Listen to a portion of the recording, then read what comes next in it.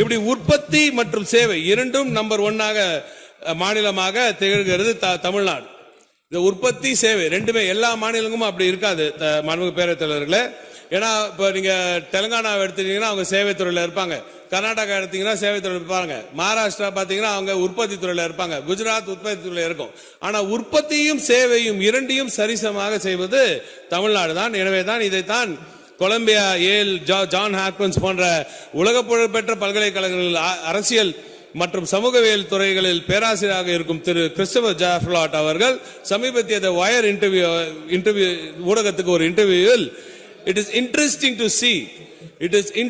to see that if there is a model in India today, பேரவைத் தலைவர் அவர் கூறுகிறார், it is interesting to see that if there is a model in India today that is to be followed in India today, it is Tamil Nadu model. Here is a state that almost eradicated poverty, industrialized at a high pace, and where services are taking over from industry.